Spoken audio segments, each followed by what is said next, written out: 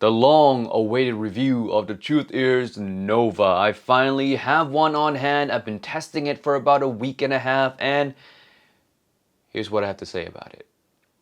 I don't know why that took so long to say. Hey friends, Tim here. Welcome back to my video on Giz Audio. Today we have the Truthears Nova review. Quite a hype set of IEM because it grabs very similar to the variations. A lot of people ask, is it a variation killer or a mini variation? We're gonna answer all those questions today, and also be comparing it to the previous model as well, the Hexa, also with other IEMs in the price bracket to see if this IEM is worth your money. Now let's start off with the tuning. The tuning, as you can guess, is a Harman style tuning. Clean lower mid-range, a lot of upper mid-range energy, also very smooth treble and some sub bass to go along with it. This kind of tuning is very clean, so for those of you who are looking for a very transparent sounding vocal or instruments, whether male, female, pretty much anything, it's gonna sound extremely clean, well separated from any other frequency ranges. You're not gonna have any bass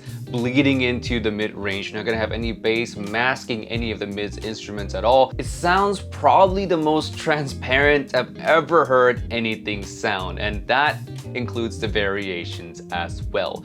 It leans on being a little bit too thin, even to the point where I feel like maybe they could have added a little bit more mid bass, or maybe they could have toned down the upper mids a little bit so that some female vocals that truly lives in those higher ranges don't come across so thin, and some male vocals don't come across so weightless. Some people like male vocals that have a little bit more body, a little bit more heft to them, and I can see why it makes them feel more lush and alive. For me, that can come at a cost of actually muddying up the female vocals, because female vocals requires the lower mid-range to be a little bit more cleaned up to sound natural, or else they sound a bit husky as well. So the balance between having male vocals sounding natural and neutral while having female vocals still sound as angelic as they should be is a very hard balance to strike. So for me personally, I just prefer a cleaner lower mid-range because male vocals sound fine to me still. They don't sound strange to me.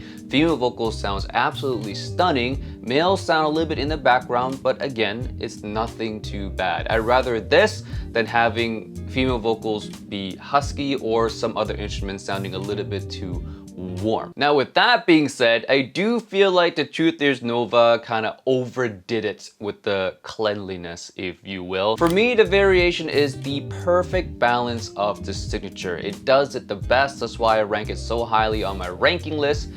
But also, it's because that it's perfect, any reduction in bass is not ideal. Like, it would come across shouty and lean, which the variation is already shouty and lean for a lot of you guys out there. So the Nova is just extra lean, and I do feel like it's a bit too lean, even for my taste. And I love female vocals, I still feel like this is a little bit too much. Speaking of lean, let's talk about the bass quality. For those of you who love mid-bass thumps and slam, the Nova is not gonna be a set for you. It is a sub-bass focused set, so you will get more of that rumble than the thumps. That being said, it does come with a very clean mid-range. That's the benefit of not having a lot of mid-bass, but I know some people love that big mid-bass slam, which the Nova is anything but that. Now, the one thing I really like about a Nova is timbre or decay, especially if you use foam tips on this. The upper mid-range to the treble area is very smooth. It sounds realistic, it sounds natural. I love how everything comes across in that region. The treble especially is non-fatiguing if you use the foam tips. Without the foam tips, they do come across just a little bit peaky. For me, I don't care though, because I do like a little bit of treble magic. But for those of you who are a bit sensitive in the treble area, I do suggest using the foam tips. You'll get smoother treble that way, and it still sounds just as good, if not even better. It's a smoother decay, more natural decay. The one thing that I criticize with a very smooth response nowadays is that it comes with a lack of excitement overall, but I can't deny the feeling of just the effortlessness of the timbre. I don't feel any BA timbre. I don't feel any of that odd metallic-y, peaky timbre. This is just smooth and well extended all the way through. Tuning aside, let's talk about technical performance. Bring up my scale right here, and I feel like the Nova does really well in a lot of categories like instrumental separation, imaging. The only thing that's missing in a Nova is micro nuances, treble details, a little bit of treble magic up top that really brings a lot of treble sparkles and nuances to life. That's what the Nova is missing. So for me, I would put the Nova in between the Aria and the Blessing 3, which is very high for an IEM at $150. So needless to say, at that price, the Nova competes well above what is priced for. Next, we have comparison to the models of IEMs I mentioned at the beginning of the video. First is with the variations. The variations is a better Nova. Like, the Nova does not beat the variations, but the Nova does come at a third of the price of the variations, so that's a big thing to consider. Like I said previously, the Nova just has less bass than the variations, which kind of threw the whole balance thing off, making vocals sound more lean and more shouty as opposed to a more well-balanced Harmon-like set that is the variations. While it's not the variation killer we all hope for, it is somewhat of a mini variations in a way. Next comparison is with the Hexa. Now the Hexa comes in at $80, so the Nova is double the price. A lot of you ask, is the Nova worth the upgrade from the Hexa? For me, I always thought the Hexa was fine. Tuning is especially well done, but overall lacking any kind of fun whatsoever in that IEM. That's why I barely ever talk about it on my channel. And in a way, I feel the same about the Nova. The Nova's tuning is very good. I prefer the Nova's tuning actually to the Hexa because I do like that lower mid-range cleanliness, and I like the imaging and separation that the Nova gives more so than on the Hexa. The same criticism applies where this is anything but fun. Like, it's neutral tune, great sounding, it's natural, but it's not fun. It's anything but. Same with the Hexa. So if you're looking for a more fun IEM and you have the Hexa, then I don't think the Nova is a good fit for you.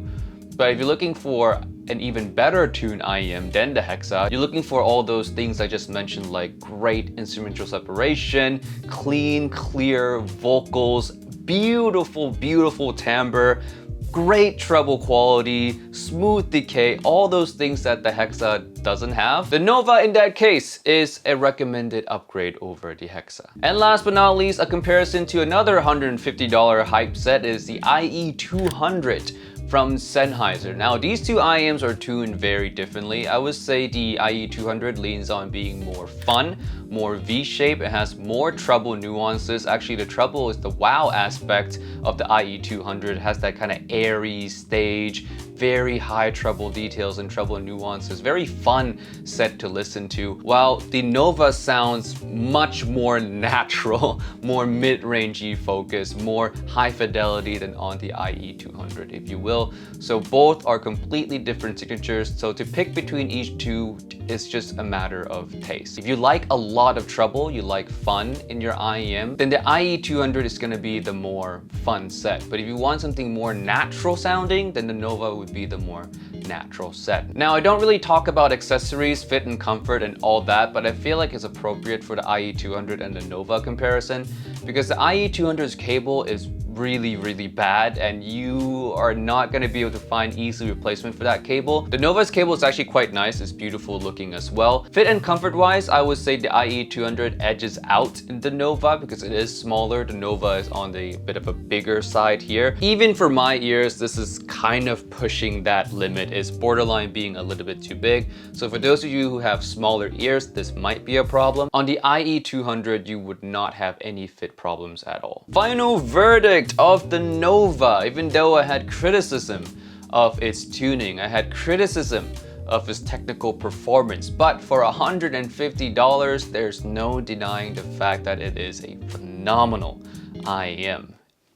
big green thumbs up for me. Highly recommended. $150, it is one of the benchmark to beat. So yes, Truthears, good job on the Nova. In the future IEMs though, I think I speak for some of the community as well, is that we would like to see some more fun set from you. We have so many neutral sets already. It would be nice to see like a fun tune set. Break away from the neutral zone a little bit and give us something fun. Give us your flavor of fun. I think that'll be a really nice change. Alright, with all that being said, thank you so much for watching this video all the way till the end, and I'll see you guys in the next video. Peace out. Bye.